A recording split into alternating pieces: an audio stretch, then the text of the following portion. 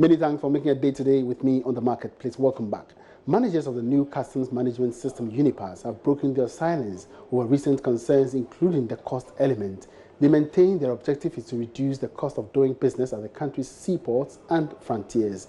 According to them, they are unfazed by the targeted negative media campaign by persons whom they say have opposed the system from the onset. In an exclusive interview with Norvan Aqua-Hayford, the operations manager of Ghana Link Network Services Limited, Raymond Amaglo, the local partners for Korea Customs Services KCS, said the Unipass is to help block all revenue leakages. The Unipass system is a single system. It is supposed to block all the various loopholes that causes so much leakages in the revenue that are collected at the end of the year. Because there are different systems having to interact, and with the various challenges that comes along, we have issues with leakages, and even our ability to collect, even with what we are collecting, we should be doing far better than that. There are studies to show that currently customs are probably collecting below 60% of what they should be collecting, and in the sub-region, comparatively, we are not where we should be. When government is given a lot of exemptions through going to parliament to get those approvals, when we decided to do benchmark values reduction, you want to blame a vendor for it? Not necessarily. Of course. Who should be held responsible? Of course, when government comes up with policies of this nature, it is definitely going to have an effect on how much will be raised. But the point I'm making to you is that we would have been raising more than we are currently doing. And that is the reason when these policies come up, we even tend to, we are tending to go further down with our collections. The systems in place are not able to ensure that these loopholes are blocked. That is the challenge currently. When the customs official himself is contributing to the leakage, where things go to bonded warehouses, we are told, and they are cleared from there, and the narration that must be done, it's not done. How are you blaming a vendor? The system has been put there. It's a human being that is manning it. That's true. So now who caused them? With the Unipass system, you are not able to have a story like you have told me. We have something we call the cargo reference number. This is a unique number assigned to every cargo that has to be cleared through the system. At every stage of the movement of the cargo, there is record of its movement on the system. Everything that happens within the jurisdiction of customs is tracked with this unique reference number of the cargo. You talk about warehouse. When the cargo is moved from the port to the warehouse, it is still under customs jurisdiction. The tracking continues. I thought that has been the system all the time. That's true. There is an inventory management system which is supposed to manage the movement of the goods to and from the warehouse. The other very good thing about the Unipass system is it has this HR management model. Okay. There is a trace and a track of which officer worked on what and at what time. So if for any reason there is a loss of a good or a cargo and it cannot be traced, you would not have to look too far, because the last officer to have worked on the documents related to the cargo or have worked on the cargo, the trace is on the system, and the particular officer is directly responsible to account for the goods. I see, Raymond, we're talking of system, but I'm sure that somebody is watching us and they're asking themselves that, do you have any system? Because clearly there have been a lot of talk about a system that is supposed to go live, and the system is not able to go live. So do you even have a system? That's a direct question. Norvan, we very much do have a system. We have a system which is an end-to-end system. This system is catering for whatever all the vendors are doing currently and more. Now from the Pulse, let's turn attention to the railway sector. Railway travellers in the western region who are expecting to travel on the Takoradi to Kojokrom line within the next 2 weeks would have to wait a little longer. This is because engineers hope to add new variations to accommodate construction of new standard gauge lines from Kojokrom to Manso as part of the rehabilitation of the western railway lines. Natalia Kwansa has more in this report. The passenger service on the Takoradi to Kojokrom line has been shut down for 2 weeks to enable engineers Amandi Ghana to construct culverts through which the new standard gauge line that runs parallel to the old narrow gauge. In all, Amandi Ghana is building 8 culverts from kilometer 16 to kilometer 20 on the Takoradi to Takwa existing narrow gauge line. However, consultant to the Western Rail Line Team Engineering hopes to take advantage of the shutdown to continue with the construction of more culverts where necessary on the Kojokrom to Takwa stretch. A proposal to that effect has been sent to the Ministry of Railway Development pending approval. Deputy Resident Engineer for Team Engineering, Peter Foka, told journalists passenger service on the narrow gauge can be open after 2 weeks, but as the minister just said, we discussed some interesting proposals with him just yesterday to take advantage of the shutdown, because it's an opportune moment to explore other proposals in terms of the alignment to save time and cost. In some areas where we have the existing narrow gauge running parallel to the standard gauge, we're looking at proposals to explore constructing the standard gauge on the left-hand side, for example. That will mean we've got to cross it, and that will mean we've got to halt the services for much longer. We think this is an opportune moment to do it, but we haven't yet got the final approval from our client. Minister of Railways Joe Gate indicated that the new standard gauge line being built will last for more than 100 years.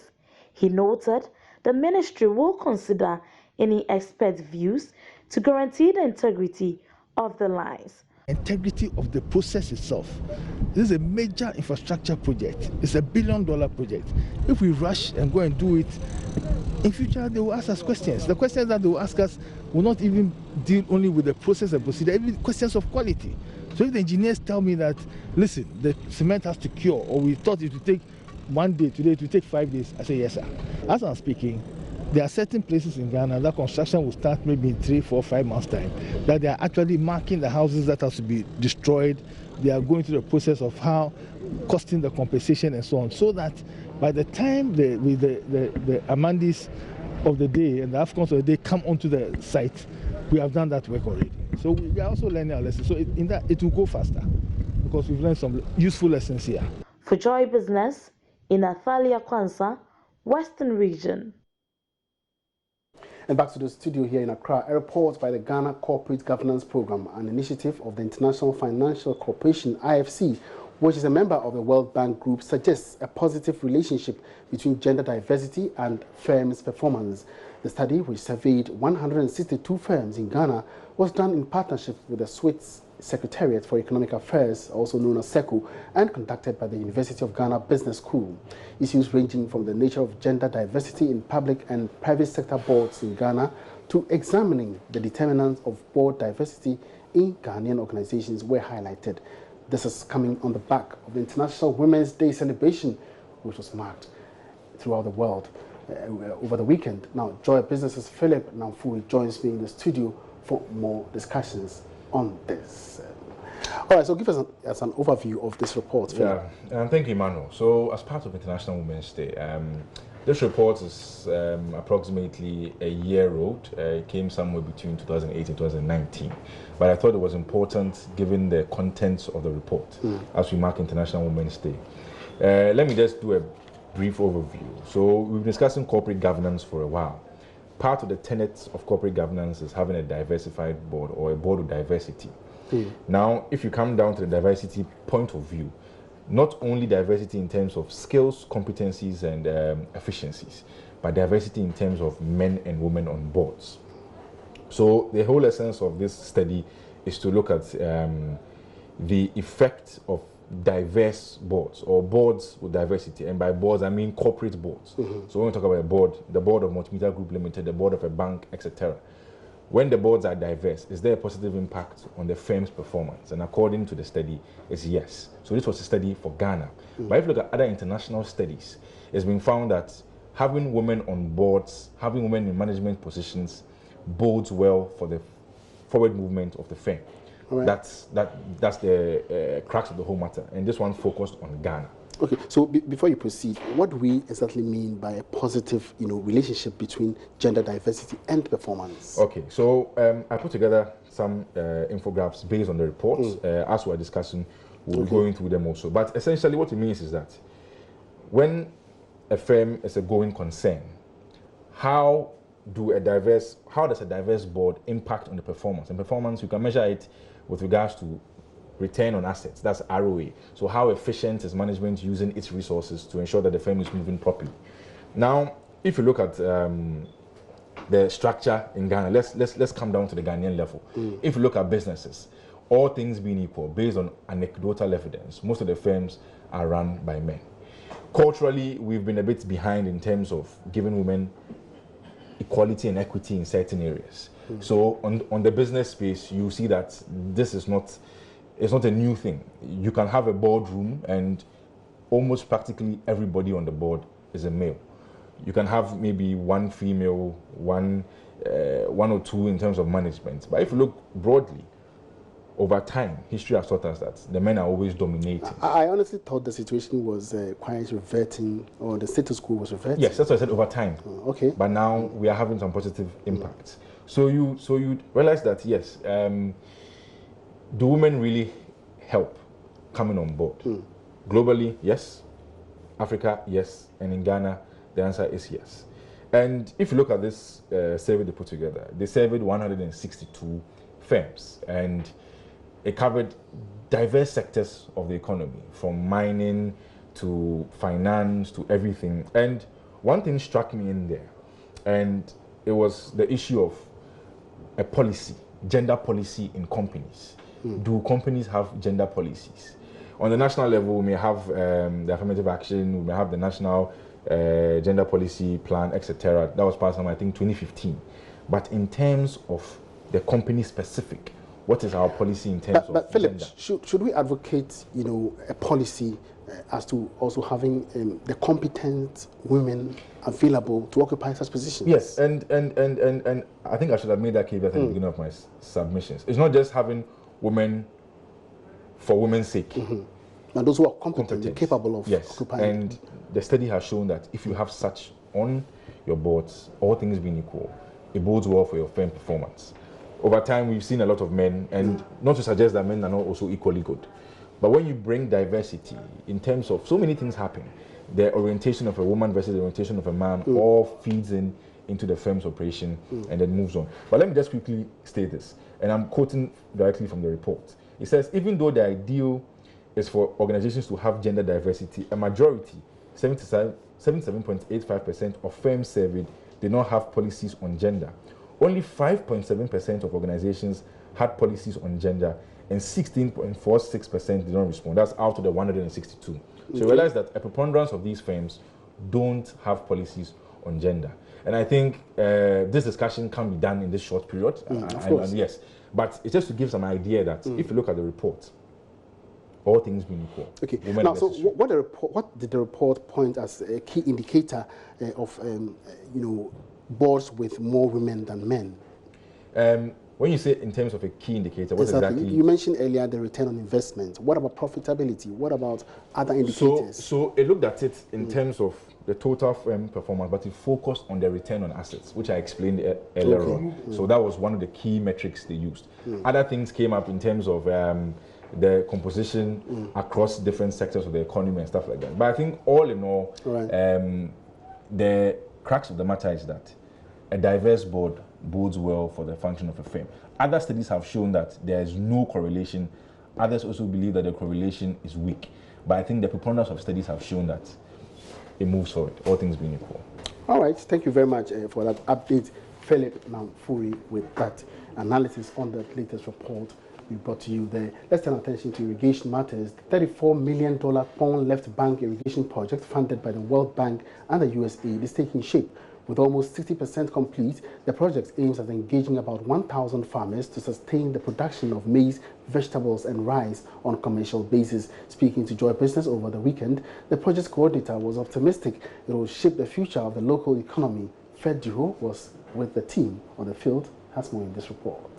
The Ministry of Agriculture is implementing the Ghana Commercial Agriculture Project. This is expected to benefit smallholder and nucleus farms. The 450 hectares is being expanded to 2,000 hectares of farmlands with automated irrigation water supply from the Volta River. According to the project coordinator, it will be rolled out in phases starting from this month. He believes local and commercial farmers will now have access to continuous source of water to embark on all year-round farming. This is one of 3 major irrigation schemes that we are working on. There's one in Tono in the Upper East. There's another one on the right side of the Volta. This is North Tongo, in the Volta region. The other side, the right side, is Eastern region, Shai Osudoku and Lower Menya. That's Greater Accra region. For this, we call it Pond Left Bank irrigation project because it's on the left side of the Pond Dam.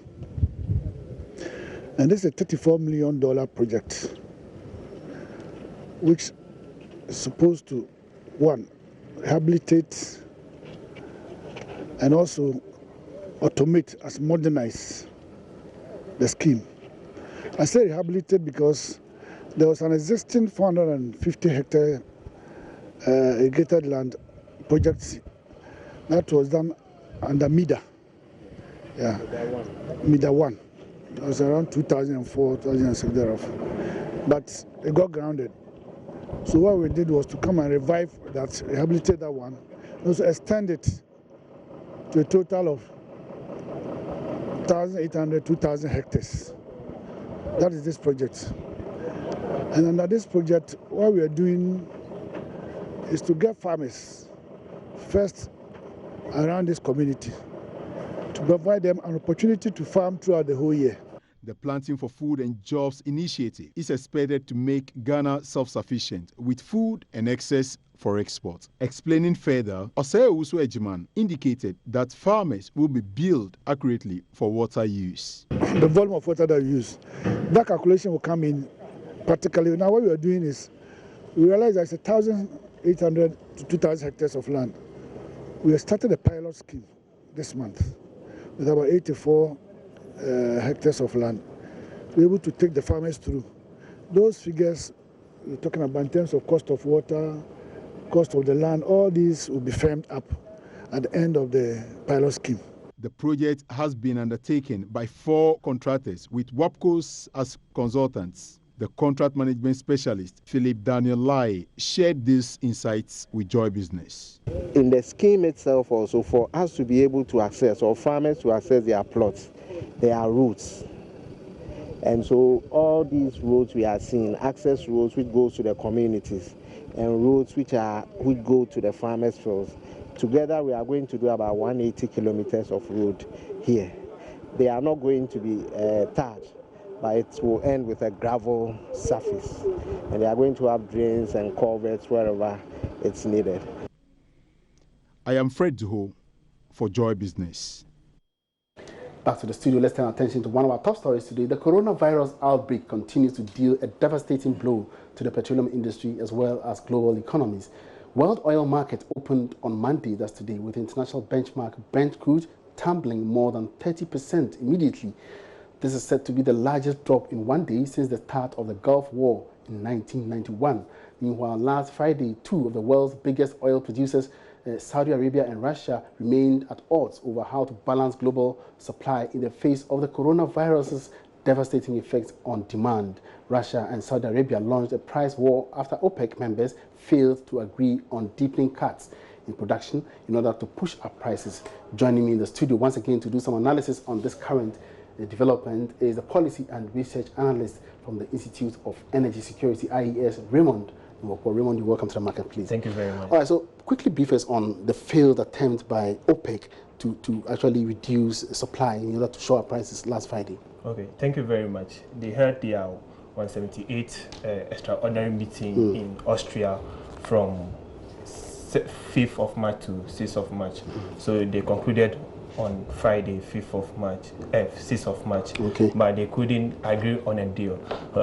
Saudi Arabia came to the table with the idea of cutting supply by 1.5 million barrels per day.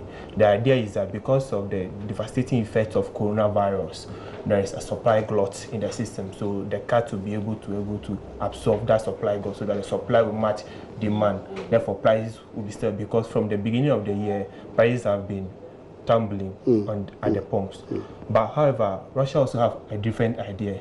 They believe that for some time now that they have joined, for 4 years they have joined the OPEC Plus, they have been cutting production, whilst the America, the shale oil have been pumping, meaning they are taking advantage of what they are doing to stabilize the market. Therefore, they want to pay America back by not cutting, so that... So there was some kind of disagreement. So there was no deal. So finally, what happened? So after there's no deal, Saudi Arabia was not happy with Russia's position. Therefore, they went back, they slashed their price of their crude oil by 6 to 8% discounted, meaning that it's not cheap. They also promised of increasing about 10 billion barrels per day from April, meaning there's going to be more supply and cheap to us. Actually. Exactly, and it's going to be cheap as well. And we wake up this morning, the market will always react, and since it's a move to a bearish market and price tumble, like you said, the largest since the Gulf War in 1991. All right, so what is going to be the major impact, with this, position that Russia and Saudi Arabia have taken, and more especially with Saudi Arabia indicating it's going to pump out more oil? What is going to be the effect on us, for instance? Okay, so let me start internationally. Internationally, it's going to hurt a lot of banks that invest in these oil companies. It's going to affect employees because they're going to be labor. If you're not able to meet your operating costs, your production costs, you have to lay off people, so jobs will be lost. Because some companies will go bankrupt because they have invested hugely in their production. Locally, our government have benchmarked 58.66 as the benchmark for crude oil per barrel, and therefore, if there is this substantial reduction to 30 to 35 per barrel, that's going to affect them. Revenue, because we project to reckon petroleum receipts of about 1.2 billion Ghana cedis, and therefore, if that was at 58.66, and now we have it at below 40. Below 40, that's 30 to 35 barrel, meaning our projected revenue at the end of the year is going to be half. And we know we spend a substantial amount of the oil revenue on a lot of things. For example, last year, like this, 2019, we spent about 17 million Ghana cedis on agriculture. We spent about 570 million Ghana cedis on education, and about 300 million on infrastructure, railway and road. So these projects are going to be affected because the revenue base is not going to be there from revenue. Yes, right. So how do we position ourselves now? So that's on government side. So what government can do basically is maybe resort to the price stabilization fund to be able to tap in, to be able to because this election they have to spend, like they said, it's a year of road, so they have to spend. So I'm sure they may think of dipping their hand in the price stabilization fund, and also I'm sure they must actually revise the benchmark price, because if they don't revise the benchmark price, it's going to deceive them on how to spend. And another issue that I'm sure consumers would like to know is, since there is this huge reduction in the world oil prices, what will be the effect at the pump? Exactly. Now, under normal circumstances, when the prices are going down on the international market and the cedi is appreciating, prices must come down. But the oil marketing companies are saying there is a depressed margin and that they are having a lot of leverage that they have to recover. So we at IES do not expect prices to come down that drastically like what is happening on the international market. We expect prices to come down on a marginal basis going into the second pricing window of month. That starts in 16th of March 2020. All right, thank you very much, Raymond, for that analysis. Raymond Nwokpo is a policy and researcher at the Institute for Energy Security. And on that note, we wrap up this afternoon's edition of The Marketplace. My name is Emmanuel Abuaji. Have a good afternoon.